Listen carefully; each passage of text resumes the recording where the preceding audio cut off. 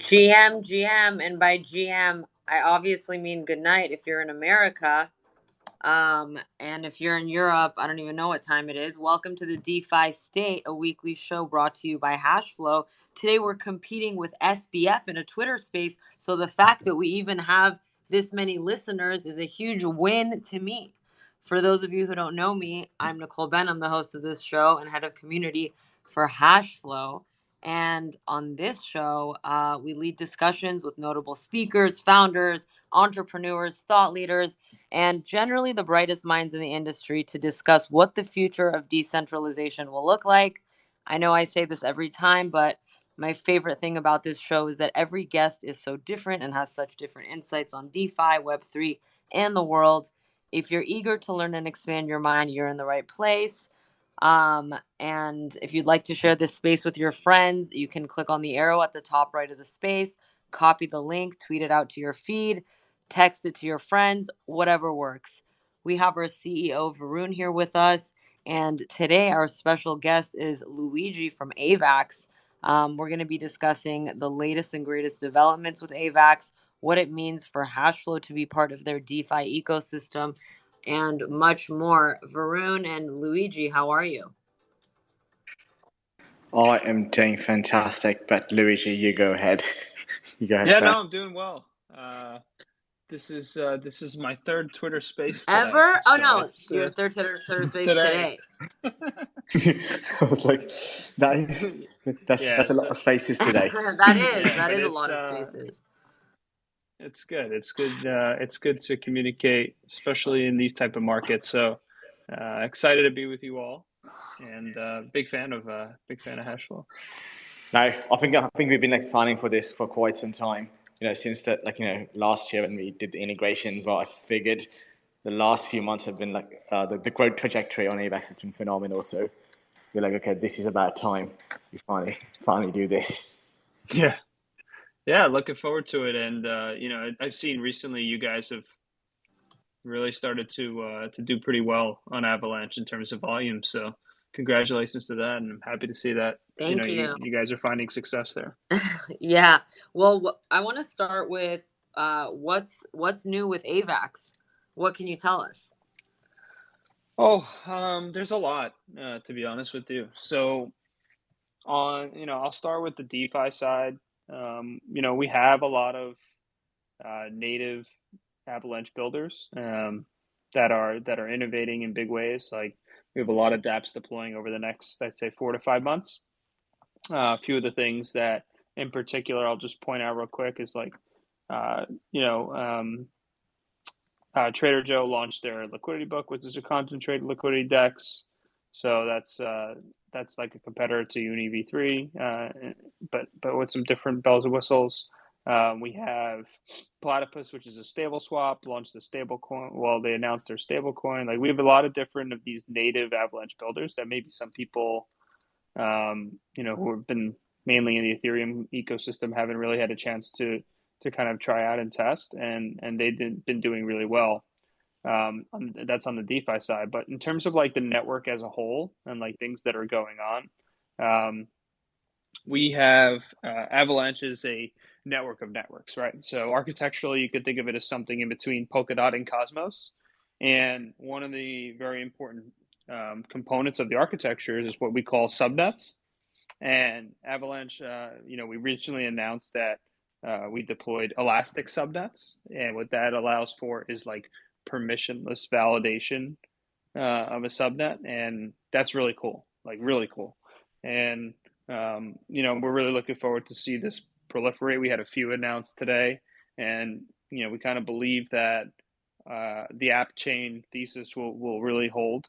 And with that said, like there's going to be a need for things like Hashflow that can plug in and play with all the different use cases that are going to need their own chain. Some of those are enterprise, some of those are gaming, some of those are DeFi, and it's going to be really interesting to see it play out. So yeah. Luigi, I was going to ask you there. I think many people here may not have enough context on what subnets are and how it works, but Sure. I think that would be great to do like maybe a little bit of a deep dive into how subnets work and how are they different than, say, setting up a Cosmos chain or starting a Polkadot chain, or because I think that'd be a good place to start, just to do a quick TLDR primer of what subnets are and what the benefits. Yeah, sure. We'll be happy to. So, what is a subnet? Okay, well, we should back up. Like Avalanche has what's referred to as the primary subnet, which is it consists of the C chain, which is the chain that if anybody has ever interacted with Avalanche, that is likely the chain you have interacted with. That's where Hashflow is deployed. That's where AVA is deployed. All these other apps that you might know of. So that is the primary network, and the validators of Avalanche, like all 1,300 or 1,400 of them, all must validate the primary network. That is a requirement. Now, in addition to that, Avalanche has this notion of subnets. So what is a subnet? If you really just take a step back, all a subnet is any combination of the 1,400 validators that agree that they want to go validate something. So let's say that 100 of the 1,400 validators in the primary network want to go validate I don't know, some gaming subnet, right? Or like let's call it Warcraft subnet. At that point in time, what they have is effectively they've agreed to validate a chain or a combination of chains, right? A subnet can include many different chains if you wanted to. Now, what else can a subnet be? Well, Avalanche is a low-level protocol, so it can be a lot of things. It can be its own virtual machine. It does not have to be EVM. It can be Rust-based, right? It can be like Wasm, or it can be like Solana VM or Move VM, or you could write your own virtual machine if you like. So it's very customizable from that standpoint. So that's one way you can customize it. The other way you can customize it is you can customize how permissioned or permissionless it is. So if you want it to be permissioned, for regulatory purposes, or you're doing something for your own company, and you need to ensure that only certain people can submit transactions, and there's all different stuff you need to play with there, then you can do that. So effectively, if you really zoom out, a subnet is a way for you to have your own blockchain. But it's it allows for a lot more than just that, right? Because you have the requirement that any validator of a subnet must also validate the primary network, you're also ensuring that those validators are doing extra work in terms of validating the primary network, which actually has activity, right? And that's the C chain, P chain, and X chain. So in the future, all these subnets will have the potential to actually communicate with each other as well. That's something that is under development by AVA Labs. It's a way to pass arbitrary messages between subnets, and that will effectively be something like an IBC, but much different because of the architecture differences. But will allow for sort of this trustless communication amongst subnets. So the differences between Cosmos zones and Avalanche subnets, if you really take a step back, is I think that really Cosmos provides an SDK rather than this much more of an umbrella network where things are interconnected and there are requirements within their network to actually do things. If you want to set up a Cosmos zone, like 10 people or 10 validators can just do that. But there is no requirement that they also have to validate something else. So you don't really get any shared validation security. And the other component that's a little different is the consensus. So Cosmos leverages something called Tendermint, which is a classical consensus, right? So super fast, been around since like the 1960s or 70s, but can't really scale past like 150, 200 nodes. Avalanche consensus is really what was invented out of Cornell University with Emin Gunsier, the founder, and a few of his PhD students, and that is third ever novel consensus protocol. It allows for sub-second finality and scaling past tens and thousands of nodes. And so the reason for the difference in architecture choice was really because the consensus actually enables it, right?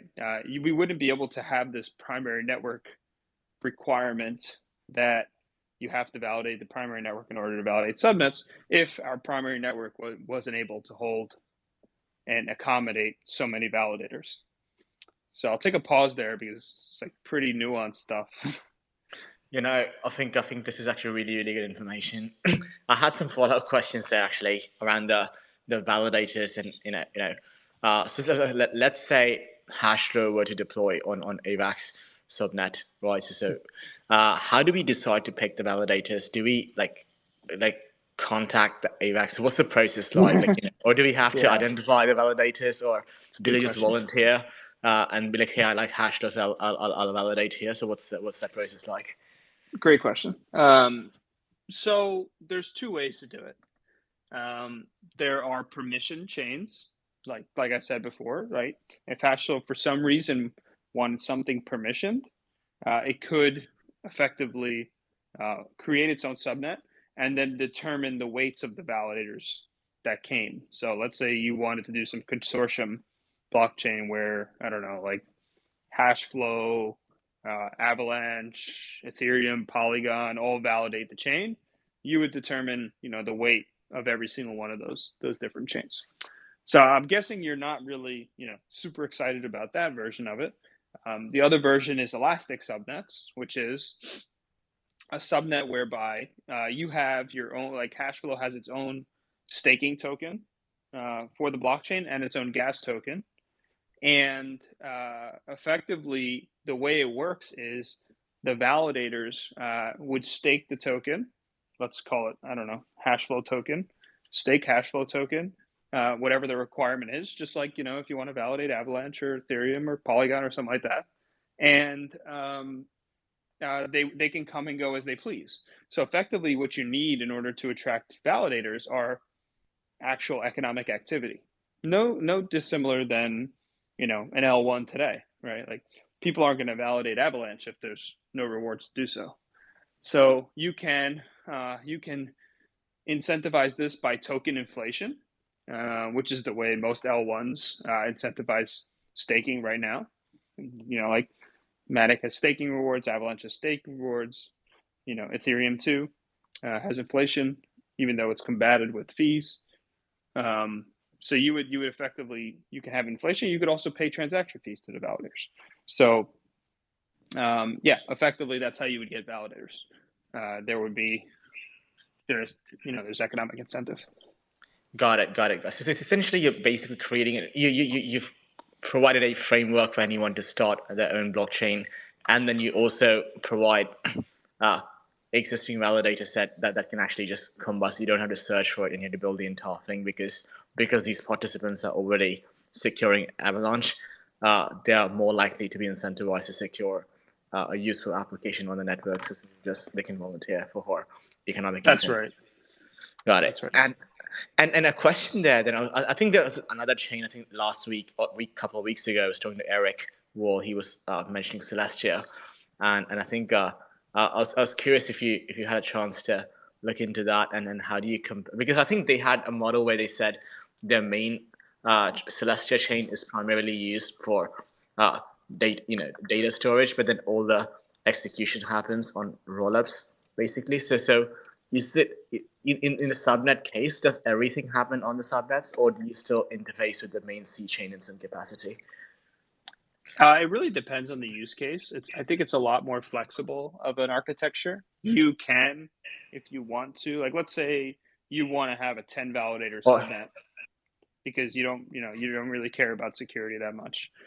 You could leave all the liquidity that you need on the C chain, and through the arbitrary messaging protocol it's going to be deployed, be able to trustlessly access liquidity on the C chain. Right, that's entirely possible if you want to do that. Celestia, as I understand it, is So really trying I to do some. I was Go going to ahead. add one more thing there. I was going to say, Yeah. more broadly speaking, maybe if you can compare and contrast how rollups work, or the security model of rollups versus subnets. I think that could be interesting too, or side chains rather. Sure, sure. So rollups are kind of, I mean, there's a lot of different types of rollups in particular, but in general, rollup, what it does is it shares some security, some portions of the security with whatever chain it's rolling up to, meaning that you can always, or you should be able to access your assets if there's ever an issue with the rollups. And it basically takes execution off chain and batches it together and submits it back on chain in batches. That's effectively what it does. Whether it uses a ZK proof to do that or one more optimistic version, those are two different paths to do that. Subnets are different in the sense that subnet is its own blockchain. It has its own validation. It has its own state, right? And so, what are the trade-offs here? Well, there's a few.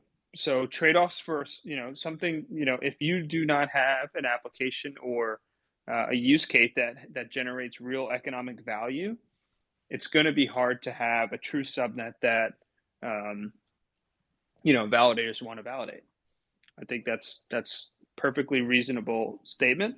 And so you could deploy an L2. You could have an L2 in that state. Now, the difference and sort of where there's some trade-offs here is L2s have other types of issues that maybe subnets don't. Like, for example, on an optimistic rollup, you have these things that are like sequencers that are the ones that submit the batches to the main chain, and those are, well, at least today, they are completely centralized in the sense that usually whoever deployed the rollup is the one deploying the proof. So that's not really ideal because you basically have one entity ordering the transactions, and that's not, I think, why anybody came into this space. So in the future, I think the idea and the goal is for them to have some more decentralized sequencers, and that sort of opens up other types of issues, right? Because now you have to now there's more economic rent extraction, right? Somebody's got to pay for the decentralized sequencing. Not really different than a blockchain in a lot of ways. So there is another layer of economic rent that has to be paid. So it does share some of the issues that I mentioned before with subnets. I think that also in the centralized sequencer realm, like from a regulatory perspective, I think that could be an issue because there is a central actor deciding, like which transaction goes first and doesn't. So that's like something that's pretty bad for DeFi, I would guess. Like if you'd asked me which use cases L2s are good for, I'd say like things that, generally speaking, ordering of transactions isn't super important. So maybe like a game or something like that. But like something like DeFi, like if we were to like create something like Hashflow or an exchange where you were trading stocks, for example, and the ability to order transactions was something that could make you a lot of money, you wouldn't really want to do that on an L2 is my guess. The other issue, at least for optimistic rollups, is the finality is super long, the true finality. So like I think it's for some of them 7 days. So if you submit a transaction and you feel like it's confirmed, it's not ever truly confirmed until the optimistic window passes, when somebody could submit a fraud proof or validity proof, I think it is. So in that sense, I liken L2s to like writing a check. Whereas on a subnet, especially with Avalanche consensus, when that transaction is submitted and confirmed in a second or less, that transaction is done. There's no changing it. And so this is more like cash versus like paying with a check, right? Because one can bounce and one can't effectively. So for finance in particular, I think it's a concerning architecture. And because this is a DeFi podcast, I figured that was something worth mentioning. So yeah, those are some of the differences, I guess. No, thank you so much. I think that I think many people had those questions in the past, which is also why I was like just keeping asking the simple questions just to see how if we can get to the crux of it. But this has been really helpful. I had a follow-up question on those again, since we've been discussing like the DeFi and like trading activity, and obviously one of the ideas, this has been something we've been discussing internally at Hashflow as well, and I think it came about, like, is the on-chain order books, especially given the events of the past 4 weeks, that has become even more relevant on can we build order books that are more transparent / decentralized. Because in one way to think about it is order books are the best place for price discovery, but at the same time, building on-chain order books is really difficult, primarily because of the scalability issues that it presents at the L1 layer. But I was curious, actually, that if you were to go back, let's say, building a order book on subnets, what does the scalability look like, and what kind of granularity does a subnet offer in terms of, if you were to say customize and say some transactions cost gas fees and others don't, can we do something like that? And more specifically, what I'm talking about is if you're running a central limit order book, usually you want the users to pay for transactions that result in the exchange of value. Right when you do the swap, it makes sense to pay for fees on that transaction. But if you're simply just posting an order but then canceling it but not actually executing that, maybe not charging any fees for that makes more sense, which kind of incentivizes more people to actually place more bids and asks without worrying about paying fees for every transaction, right? And I'm wondering if that's the sort of thing that can that be done on a subnet where we customize, where some transactions are charged with fees and others are not. But also just curious about what does the scalability look like in the subnets? Because I think in many order books, they look for like a millisecond finality when you're running centralized limit order books. And I'm curious if that's something you think can be achieved with subnets. Yeah, good question. So I'll take the first one up front. So that is possible. And like, I think one of the most underexplored areas of blockchains, in particular in subnets, is like these custom virtual machines. Like the ability for you to achieve true scale, and like true speed and customizability is within your ability to write your own virtual machine tailored for just your use case, right? Like there's a lot, like I think a few guys on our team released some like spec virtual machines, like Patrick O'Grady's, our VP engineering, releases what he called like the Spaces VM. This is like a very simple key value store custom virtual machine that made like storing various pictures or things like that super fast, super seamless, and without any of the issues that the EVM would have here, right? So this is entirely possible. There's other things you could do too with like, you could use precompiles directly in the virtual machine for the EVM, right in your subnet. And there's some tinkering you could do there that could give you some added flexibility, and also like things of like where some addresses could send certain transactions and others couldn't. That's all stuff you can customize. But like, I think if you're talking about the scale that you're talking about, like you're never going to do that with the EVM. It's just not. It's not built for that effectively, right? So yeah, I think it's possible. I know some teams that are researching this and working on these custom virtual machines.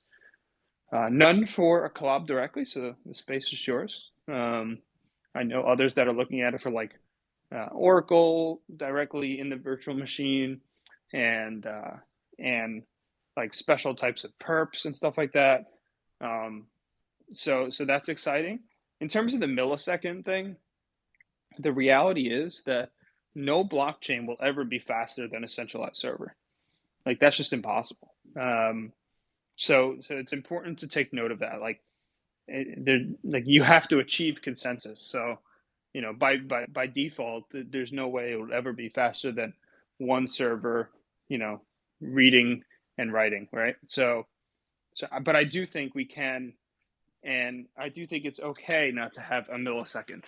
A lot of the millisecond games are because many people are trying to front run, and do interesting things and game theoretics of them, that kind of stuff. So, sub-second finality and, really boosting your virtual machine, I think is enough to get you what you need in a decentralized exchange that is fit for adoption, fit for mainstream. Yeah, no, I think that's quite helpful, because that's kind of what I was looking at, is essentially if we have this ability to customize or define our own VM parameters. So basically, well, I guess what I'm hearing is if you want to build a CLOB, right now there is the opportunities out there to be claimed in terms of we'll just have to build a VM that is designed to support a CLOB, and I think that could be interesting. Yeah, we do have a CLOB subnet deploying in the next month or so. It will be EVM based to start. It's called DEXs. It's going to be super cheap, super fast.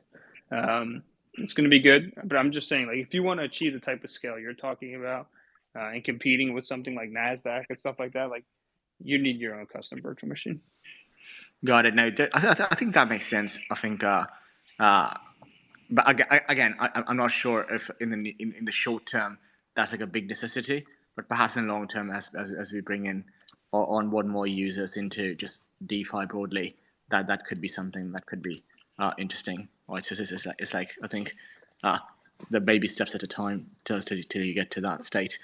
So I think switching gears a little bit, I think Nicole, maybe you want to ask this about, but I think regarding NFT marketplace, I think there's been a bunch of talk. I mean, I think we've been talking about Hashflow for quite some time. There was an interesting proposal on the Hashflow or Hashflow governance around running Hashflow as its own subnet. And I think one of the obviously the benefits of doing that is that you have your own chain, and you get to do more interesting things with it, and you can scale NFTs far more than running it on a L1, right? So which could get congested and so on. But on the other hand, I think one of the big criticisms was there hasn't been any big marketplace on AVAX for NFTs at the moment, or like the biggest ones like OpenSea and Magic Eden do not have AVAX support. And I was curious if you guys actually have like any interesting platforms that you think are upcoming, or if you're going to be integrating with Magic Eden or OpenSea in the short term. OpenSea just deployed, so you're solved there. That's good. We also have JoePegs, which is a recent deployment from the Trader Joe team. It's a pretty cool marketplace. There's also Campfire, which is like community type one, and Kalau. So there's actually a little bit of an NFT scene starting to pop off on Avalanche. There's a pretty organic community here in general. So I think that it's actually a pretty good opportunity for NFT projects to come here. Yeah, like I think I was going to ask you, like, is that the plan you guys had in terms of subnets and targeting the NFT crowd, or were you like more focused on DeFi applications? Because I think the narrative I've been hearing is Solana has won the NFT game, and then ETH and AVAX likely will be competing for DeFi mindshare and so on. I was curious exactly, like, and then there's, I think Mistin Labs is about to release 3, and they've been focused on gaming and such. So I was curious exactly, like, who is Avalanche like right now appealing to, or what's the crowd you guys think is being drawn towards Avalanche the most, or what are the most interesting applications that you're seeing? Yeah, I mean, we've actually seen, like, we've actually had a lot of gaming traction because of subnets. Like, games want to customize their environment. They need a lot of throughput. So I think that, the ability for applications to deploy their own environment, have their own token, a staking and gas token, being able to customize is really attractive to them. We've announced a few games already, like Shrapnel is a AAA game. Like, check out the trailer video. They're deploying their own subnet. and that thing is, very, very, very legit, very exciting game. AAA rated. There's that one. I did Yeah, not know that. yeah, definitely check it out. It's really What's cool. what's the name? Shrapnel. How do you spell it? Shrapnel. Like Okay. when a grenade goes off. Shrapnel. Yeah, Shrapnel. shrapnel. And then there's Huh. also Gunzilla, which is another one that was just announced today. There's a trailer there. That one I would check out as well. There's a bunch of like Web 2 games coming to Avalanche subnets as well. So I think all Huh. that's pretty exciting. That is that Go is ahead. quite exciting actually. I didn't realize there's a AAA game coming out, and I okay, this is actually pretty cool. Yeah, it's really cool. I would definitely check out the trailer there. We've also we're also pretty excited about a lot of our enterprise and institutional endeavors. We have Intane, which is launching their own subnet. That's a asset-backed securities, completely regulated subnet. They're going to be issuing true ABSs on chain, moving from Hyperledger. So that's exciting. We've been working on what we refer to as our institutional DeFi subnet, which is a subnet where KYC is done at the chain level, and dApps can deploy.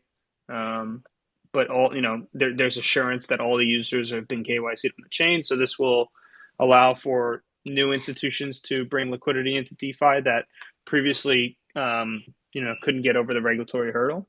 So it'll be a new environment there. We think that's going to be pretty unique and the first step towards getting, true institutional adoption and true financial rails developed with blockchains. So that's exciting. We have a lot of enterprises that are deploying like loyalty points type subnets, which should be announced shortly. So those are really exciting as well. Yeah. This is amazing. I was going to ask you actually. I wanted to double click on the KYC or regulate or institutional subnets. And when you mentioned like they do on-chain KYC, could you add a bit more color to how that works? The sense that does the user, who do they KYC with? Is it with the validators or where is the information stored, or how does that work? And what does the application need to do? Like for example, if Hashflow wants to run a institutional / KYC subnet, let's say, I'm assuming that we don't need to actually KYC the users because they are being KYC'd on chain by some other entity. So just curious what that mechanism of flow looks like.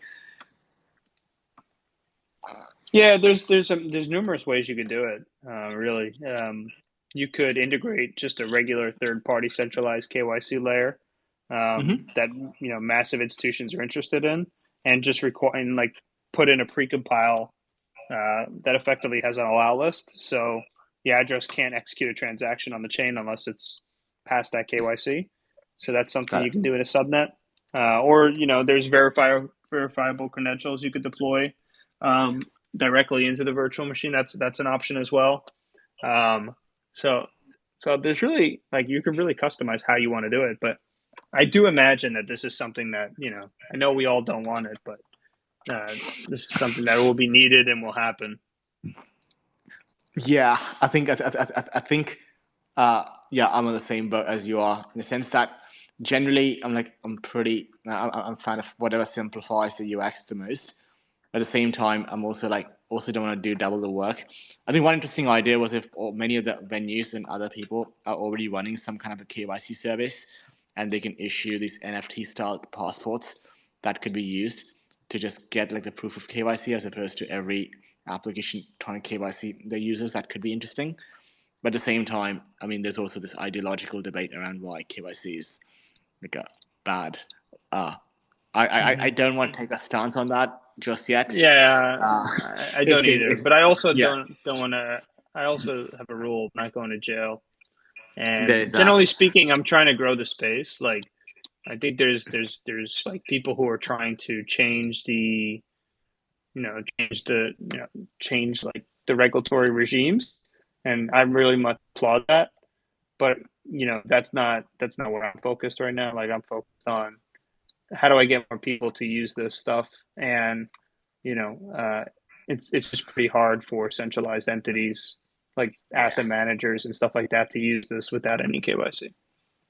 Yeah, I think the good thing is having some kind of on-chain identity verification is actually a good thing, because from a market maker perspective, they're able to give you better quotes, knowing that they don't need to worry about toxic flows from the other side. So it's actually got some positives too, to knowing like who the counterparty is, and if you're doing more interesting things like lending and so on, and if you want to do things like uh, not requiring 200% collateral to lend your assets, is probably interesting to have some kind of a verification to eliminate that risk or default risk.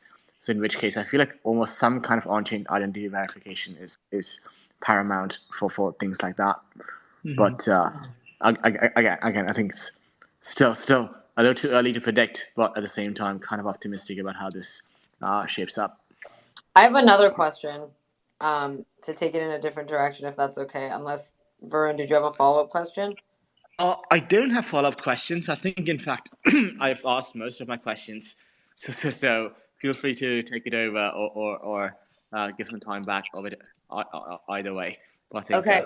go on. So my question is, how do you guys, what's like your plan to reach users that don't really know anything about DeFi or blockchains and stuff like that? Because even with DeFi, it's like I didn't even learn about DeFi until I got into NFTs.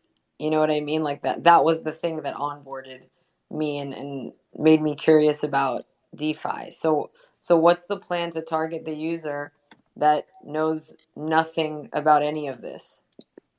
That's a great question. I would say that, as the infrastructure layer and as the chain, I think our audience is more developers.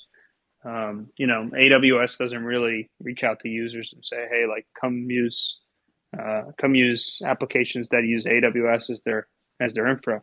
It's more like Uber is deployed on AWS and Uber gets customers. So here, we kind of think of it. We obviously have a community and we obviously focused on growing that community, but in a lot of ways, for DeFi to grow, we need to see more innovation and we need to see more, you know, retail user products. Frankly, like lending protocols are cool, swapping is really cool, but we haven't seen any DeFi. I think innovation that my dad would use. Like, there's just no reason for that yet. It's still pretty niche and still pretty much for the advanced user. So the question in my mind has always been, and I don't know the answer to this, frankly, but the question in my mind has always been, will retail use DeFi only as a means to interact with more like retail type applications like gaming and NFTs and stuff like that? So will it be the top of the funnel for all of crypto? In which case, like, that's still very bullish because, effectively that's fees and transactions and all that fun stuff. Or will DeFi be more institutional in nature, meaning like, how finance is right now? Certain people have Ameritrade accounts and like they trade stocks and stuff like that, but the majority of the volume going through exchanges during the day is from market makers and professional traders and OTC stuff. So, I do think there'll be this, reality where DeFi, most of the volume runs through from more, institutional and larger players, and then the rest of DeFi will, it will facilitate the Web3, ecosystems and economies. So that's kind of how I think about it. I'm not sure I don't think there's a killer app that brings, a billion people into DeFi. I think it's more like a slow burn. And the coolest thing I think that was born was a stablecoin. I think that was like probably the best use case created so far for DeFi, and especially outside the United States. Yeah, no, the stable coins were great for us. Thank you. That's a great answer. I don't know if it is or it isn't, but it's all I got. I mean, I do think other applications and other innovations need to It's really early. Be worked on. Yeah, for retail and stuff like that, I definitely think that's that's where it's headed, and that's what I'm seeing, you know, in the NFT space as well. So that's what a lot of people are working on, and a lot of people are talking about that, and you know, a ton of companies that I've advised are also thinking of ways to integrate with the space. So, you know, I think you're on the right track with that. Yeah, we have a long way to go, but I think we've also made incredible progress over the last few years.